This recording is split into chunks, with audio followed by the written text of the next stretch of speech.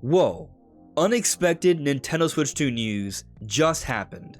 Hello everyone, this is AndresRestart, and today we have much to discuss regarding Nintendo and the Switch 2. We have a new announcement regarding Gamecube Classics, we have a new game announced for Nintendo Switch 2, an exclusive. There's been a highly controversial update for Mario Kart World.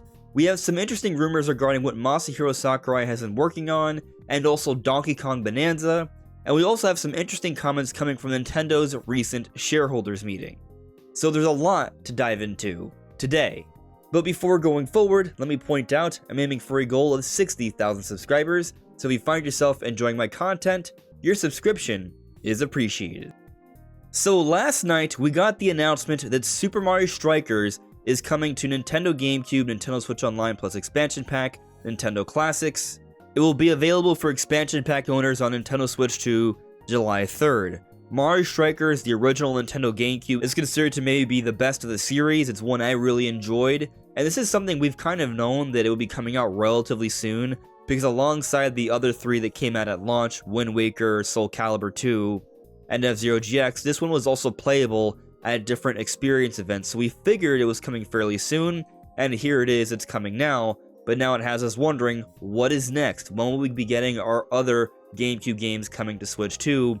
And there have been rumors, as we have discussed in the channel, that there will be a Direct in July where more will be announced, so getting out this initial wave makes a lot of sense. I would assume that we get this before the big Direct.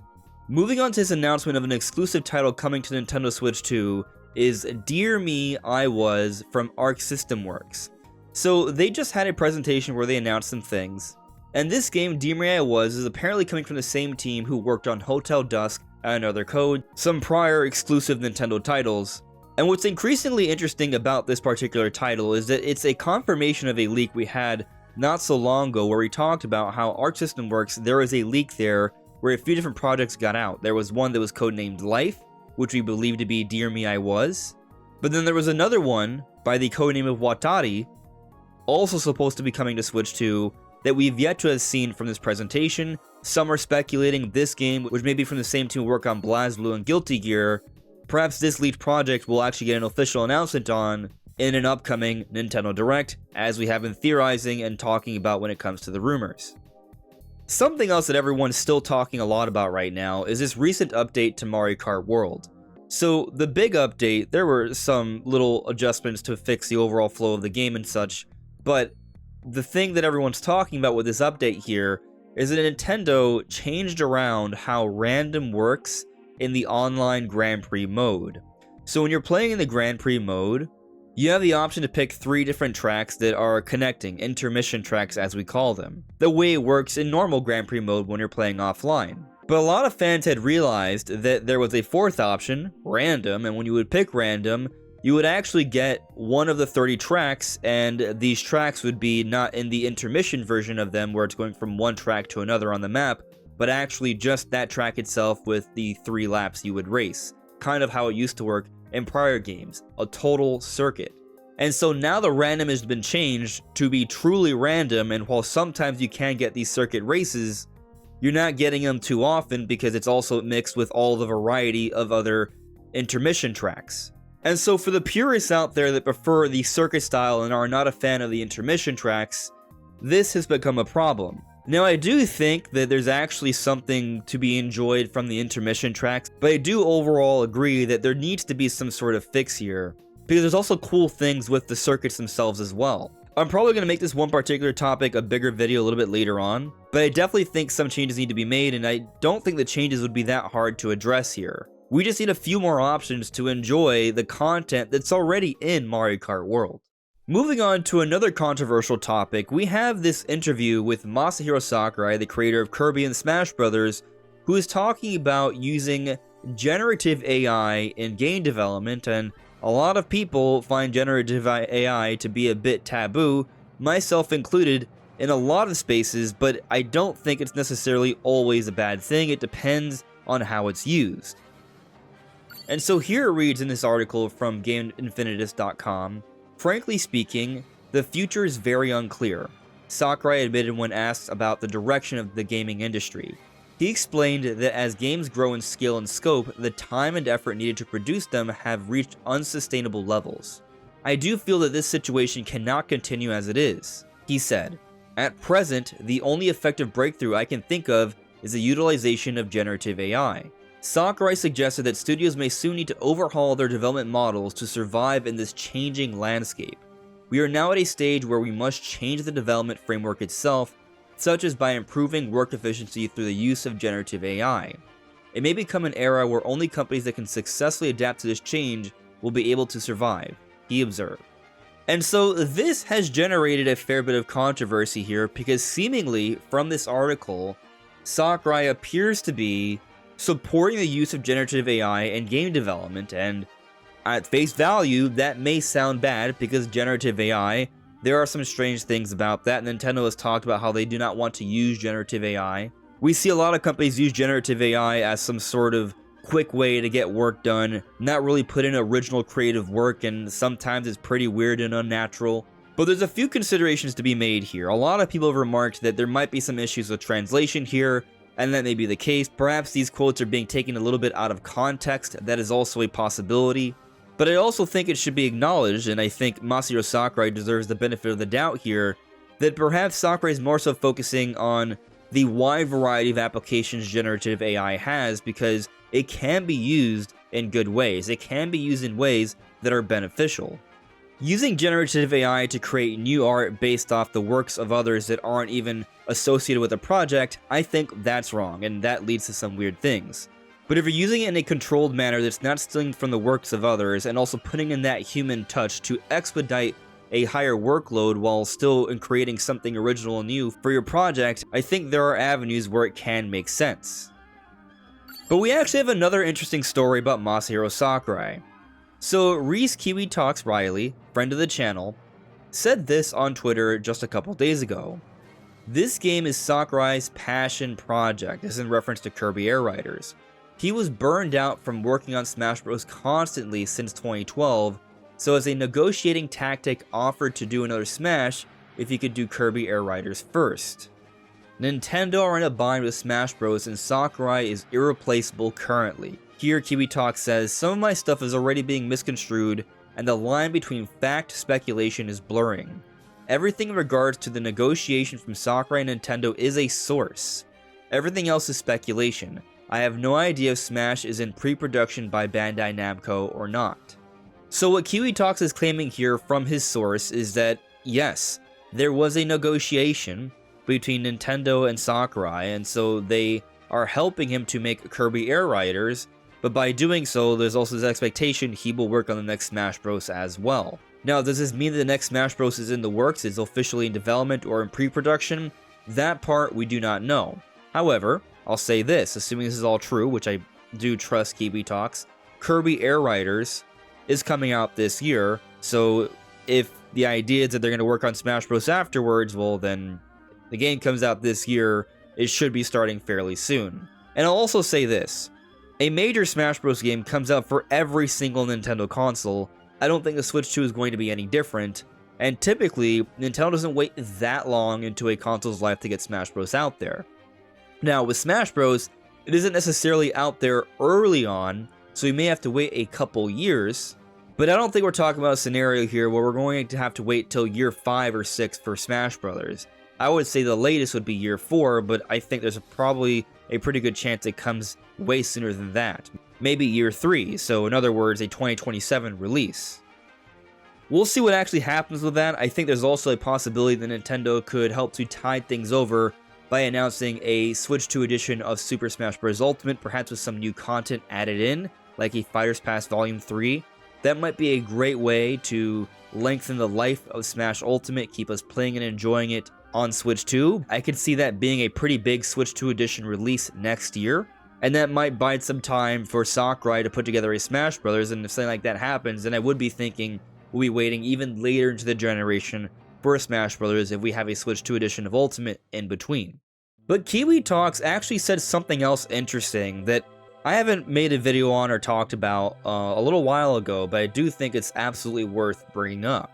So a few days ago, I've actually put out my own personal video talking about who I think is working on Donkey Kong Bananza. In response to this conversation that's going on who is working on Donkey Kong Bananza, and a lot of people assuming it's a 3D Mario team. I do not think it's a 3D Mario team. That entire video goes over why it's unlikely it's a 3D Mario team, and we have reason to think that it's a new team that's working on Donkey Kong, and Kiwi Talks here is supporting that from what he has heard it looks like. DK Bananza is being developed by a new team that was spun off from the Odyssey team. There are a lot of younger devs in the Odyssey team that grew up playing the Donkey Kong Country games and wanted to make one. I've heard the Kremlings are making a return, 3D Mario is still on the way. And this is exactly what I have been thinking and theorizing on based off all the evidence we've had in prior articles. Looks like Kiwi Talks here has heard essentially just that. So it's great to see that what he's heard is lining up with what I've been thinking, what we've been theorizing. I mean, we've already heard something similar from DK Vine years ago. And this is actually really good news because one, it means yes, 3D Mario is not that far off. They still have a dedicated team working on 3D Mario as they always do. But now there's another team dedicated to making Donkey Kong, and if Bananza's successful, guess what? That means there's a good chance we now have a dedicated Donkey Kong developer. So Donkey Kong, just like how there's a Mario team, a Zelda team, a Splatoon team, this might just be the new Donkey Kong team, and the reason why it shares a lot of things with Odyssey is because, yes, a big part of the Odyssey team went on to become a part of a new Donkey Kong team. But also, here he's talking about how the Kremlings have made a return. We've seen a lot of evidence for that, we've talked about it quite a bit. I definitely believe it, it makes a lot of sense. If they are a fan of the Donkey Kong Country games, well, the Kremlings were a huge part of that, and by extension I think that also includes, yes, King K. Rool. I do believe he's in the game. Now, on the Nintendo Today app not too long ago, we did get a new clip of Donkey Kong Bananza, so check it out here.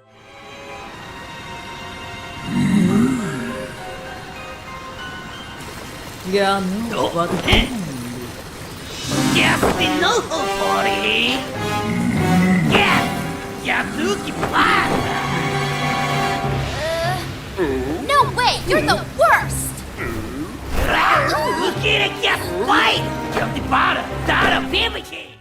I think it's really great just to listen to the voice acting. It's really nice to hear the quality there, the quality of these characters. I really do get the sense that we're gonna get a masterpiece of a game here, and it's kind of amazing to think about that this masterpiece of a game is going to be a Donkey Kong game. We are so close. So Nintendo's 85th shareholders meeting just happened, and we have some translations from some of the QA with the shareholders, as presented here by @nstyles on Twitter. Now, these are all translations, machine translated, so keep that in mind, but I do think it gets the point across. I'm not going to go over every single question, just some ones that I find interesting. This will be linked in the description below. Currently, Nintendo's stock price is reaching an all-time high. Regarding this high, how do you think Nintendo's culture of originality has contributed? Also, as a Nintendo fan, I am looking forward to the general shareholders meeting being held at the headquarters. And so here, Nintendo's response: with strong sales of Switch 2, the stock price is hitting high marks. Recognizing that this is a business where predictions are difficult, we are not resting on our current success but striving to offer new services and products. I believe that continuously providing new enjoyment and surprises is the most important thing. I am sharing this message within the company as well. What I think is particularly important is passing down the culture of originality from long-term employees to new employees and fostering an environment that values the company's culture. And that's enough for this question right here. What I find most interesting is them talking about how they're looking for ways to pass down the company's culture. And consider what we were just talking about regarding Donkey Kong Bananza, how we have a fair bit of evidence now to believe that this Donkey Kong Bananza project is being made by a new team comprised of young developers who worked on Mario Odyssey. I think this is part of that process here. This new Donkey Kong team is a part of the passing of the torch. It's a part of Nintendo passing of their culture, and there's tons of Nintendo magic that I think we're seeing with Bananza. So in other words, it looks like the future is in good hands with Nintendo. Moving on to question 12 here. I believe that creating a game with such a high level of perfection within the free framework of The Legend of Zelda was possible due to an open environment where people on the ground could speak their opinions frankly.